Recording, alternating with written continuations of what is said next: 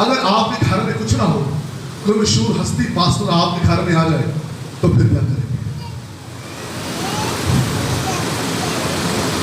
ये बहन के घर में नबी आ गया है, अब मौत है, तूफान है, प्रॉब्लम है इसकी लाइफ के अंदर। कलाम मुकद्दस के अंदर लिखा है, ऐसी हालत में एलिया ने उसे कहा, मेरे लिए पानी ला, क्योंकि पानी की भी वहां किल्लत है। उन चीजों की डिमांड की गई है जिनकी किल्लत है।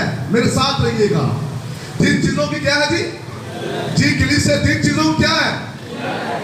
जिन चीजों की किल्लत है वही चीजें खुदा के मंसूर ने मांगी है। पहले पानी, क्योंकि वहां बारिश नहीं हो रही, और अब पानी वहां नहीं है, पानी की कमी है। उसने कहा मेरे लिए पानी लेती आना।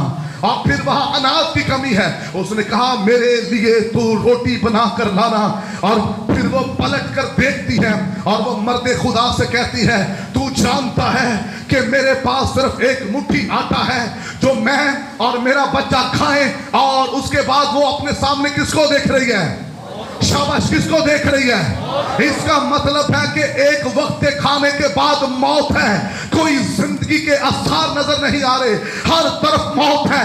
डेड बॉडीज उठाई जा रही हैं, लोगों के घरों में रोना है, काल है, लोग एक दूसरे को खाना चाहते हैं और जानवर पानी की शिद्दत से मर रहे हैं। चारा नहीं है, घास नहीं है, और ऐसे में जानवरों की भी बुरी हालत है। और सोचिए, जब ऐसे में कोई आपसे आकर मांगे, जब किसी के पास ना हो, अगर कोई आपसे मांगे, खुदा आपसे डिमांड करे कि मुश्किल हालात में जब कोई सहारा ना हो, आप बीच बोए, तो फिर आप क्या करेंगे? कलाम मुकद्दस के अंदर लिखा है, इसने मुश्किल हालात में नबी को खाली नहीं जाने दिया। Praise the Lord. इधर देखना सबने, इसने खाली हालात, बुरे हालात में नबी को खाली नहीं जाने दिया। इसने अपने बच्चे के पेट का खाना, इसने अपने पेट का खाना, कोई माँ अपने बच्चे का खाना किसी और को नहीं देती, क्योंकि कलाम कहता है कोई माँ अपने बच्चे को भूल नहीं सकती। और मेरे बहनों भाइयों, माँ अपने बच्चे से बहुत प्यार करती है। पिछले दिनों अमेरिका में एक वाकया हमने देखा, जहां एक औरत जो ब्लैक कलर की थी और उसने एक बेकरी में चोरी की, जहां उसने अंडे और ब्रेड उसने वहां से चोरी किए। और जो सिक्योरिटी गार्ड थे वो चोरी चोरी उसका पीछा करते हैं और देखते हैं ये कहाँ जाती है। और जब अपने घर में जाती है, उसके बच्चे भूखे होते हैं और रो रहे होते हैं। एक माँ चोरी करने पर मजबूर हो गई। और फिर मैं आपको बताना चाहता हूँ, एक ऐसा मुल्क जहां इतनी गुर्बत थी कि माँ ने अपने सर के बाल बेचकर, सुनिएगा मेरे साथ रहिएगा, बाइबल मुकद्दस के मुताबिक औरत को जो बाल हैं ये इज्जत और जीनत के लिए दिए गए हैं, लेकिन माँ अपने बच्चे के लिए अपने सर के बाल बेचने तक मजबूर हो गई।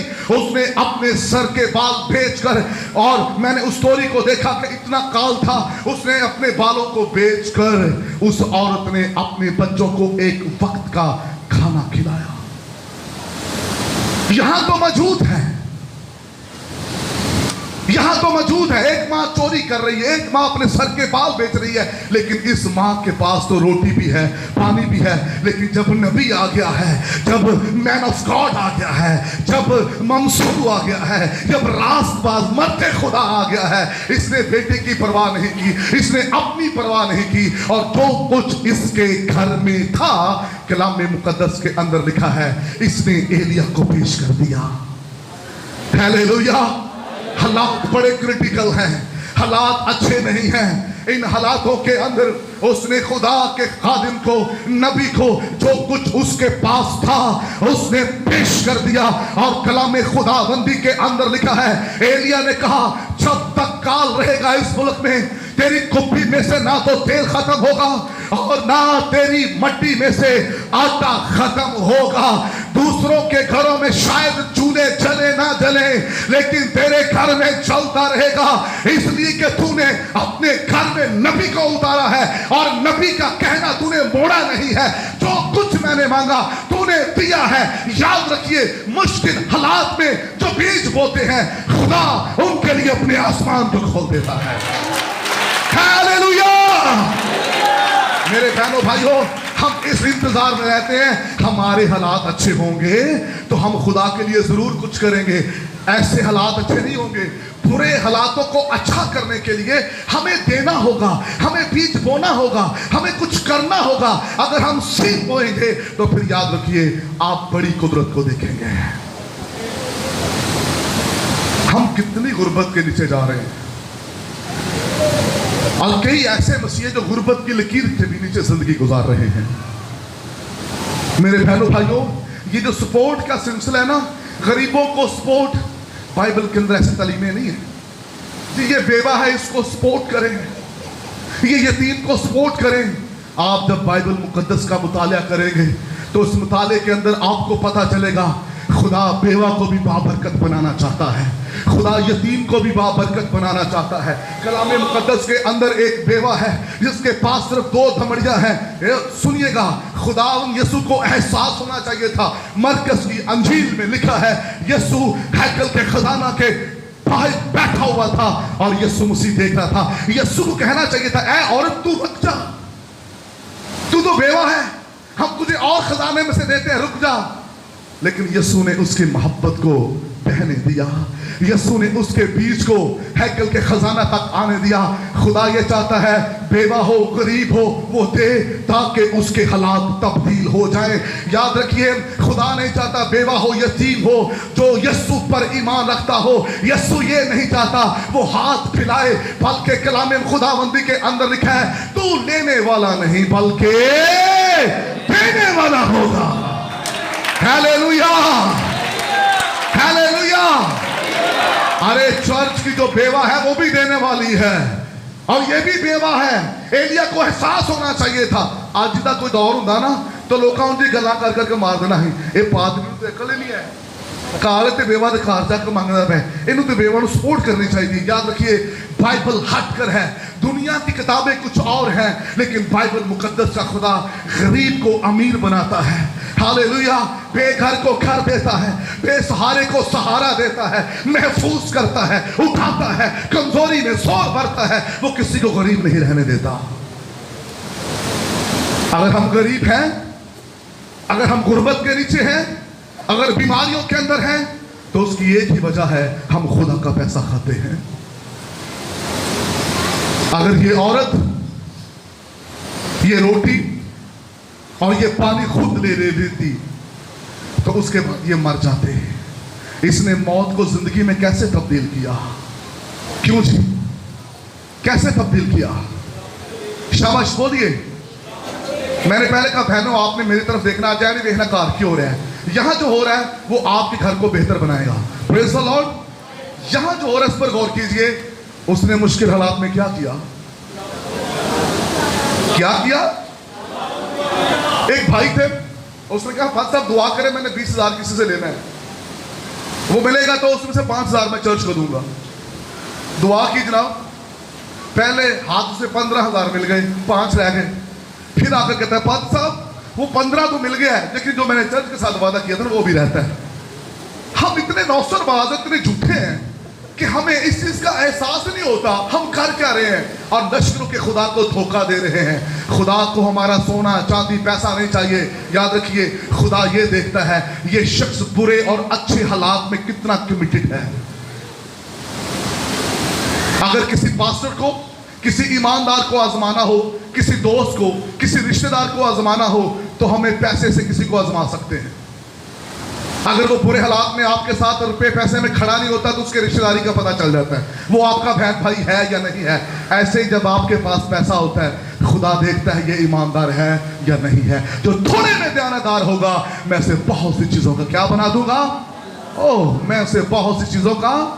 सुनिए, जब बनी इस्राएल गरीबी की हालत में निकले और यरू की दीवारें उनके सामने से टूटी और यरू की दीवारें जब गिरी तो यरू की दीवारों के नीचे से सोना और चांदी निकला। मेरे साथ रहिएगा। जब यरू की दीवारों के नीचे से सोना और चांदी निकला, खुदा ने कहा ये कीमती चीजें मेरे लिए तुम मखसूस कर देना, इनको तुम अपने लिए इस्तेमाल ना करना। और होता क्या है, ऐसे ही होता है जब हमें सोना मिल रहा होता है, वो जब हमें चांदी मिल रहा होता है, हमारे होशी तब्दील हो जाते हैं। और ऐसे ही उजिया बादशाह के साथ हुआ। उजिया बादशाह ने जब तक अपना दिल खुदा के साथ लगाए रखा, उजिया बादशाह कामयाब होता रहा, वो फतह पाता रहा, वो बीज बोता रहा, खुदा उसे प्रॉस्पर करता रहा। और जब उजिया बादशाह के दिल में घमंड समा गया, गरूर आ गया, तो उसे इतना घमंड आ गया कि अब वो यूं करने लगा कि वो हैकल में जाकर, वहां पर पाक मुकाम में जाकर वो खिदमत करना चाहता है। घमंड और गुरूर देखे, कायनों ने मना किया, ये तेरी खिदमत नहीं है। इतने जेरे किसी ने नहीं पहना, सौरिया ने। हालेलुया। सुनिया कराची वाले सौंदे बड़ा लेट ने, इतने तो टाइमो टाइम सौंदे ने। हैं जी, आजम बस्ती मैंने एक मीटिंग की, रात 1 बजे उन्होंने खाना खिलाया। मैंने कहा भाई हम तो 7 बजे खा लेते हैं। कहते जी कराची है, सुबह तक खाते हैं। तो मैं कहा सौंदे क्यों ने सुबह सुबह? तो मुझे तो लगता नहीं, मुझे तो ऐसा लगता मैं लइए कलाम सुनाना आ गया। होश करें जरा, हालात बदलने हमने, गरीबी में से निकलना है। और गरीबी से कब निकलेंगे? जब आप खुदा के कलाम पर अपनी निगाहें लगा लेंगे। हालेलुया। मैंने जब अपने चर्च को शुरू किया 15,000 मेरी पॉकेट में था, सुनिएगा। और खुदा ने ऐसे ऐसे लोग खड़े किए, मुझे पता भी नहीं चला 40,000 मैंने कैसे लगा लिया इस पर। हमने पादरी साहब वेल्डिंग वाले को बुलाया, उसने कहा जी 1 लाख रुपया लेंगे हम दरवाजे का और ग्रिल का। हमने उसे 1 लाख रुपया उसके साथ कमिट किया। उसने कहा जी 1 लाख में से 10,000 रुपया मैं हदिया दूंगा। हमने कहा बड़ी अच्छी बात है, पहला वेल्डर देखे। कहते जी मैं देना चाहता हूँ खुदा उनके लिए। उसने 10,000 रुपये का बीज बोया। 1 हफ्ते के बाद कहता मेरी शॉप पर आ जाएं। मैं गया और कहता है गुलबर्ग ग्रीन के अंदर इस्लामाबाद में मुझे यहाँ पर 40 लाख रुपए का ठेका मिला है। हालेलुया। हम कमेटियां डालकर बिजनेस करते हैं, बैंक से पैसे लेकर बिजनेस करते हैं। कभी खुदा के साथ कर कर देखें, कभी खुदा को देख कर देखें, और फिर देखिएगा खुदा क्या करता है। मेरे पास जो 15,000 थे, उनमें से 5,000 मेरे पास एक पादरी आ गया और कहने लगा हम चर्च बना रहे हैं और मैं आपके पास बड़े ईमान के साथ आया हूँ। मैंने कहा खुदा 15,000 तो मेरी जेब में है, तो यहाँ तो प्रोजेक्ट बहुत बड़ा है, तो मैं इसे कैसे दो? खुदा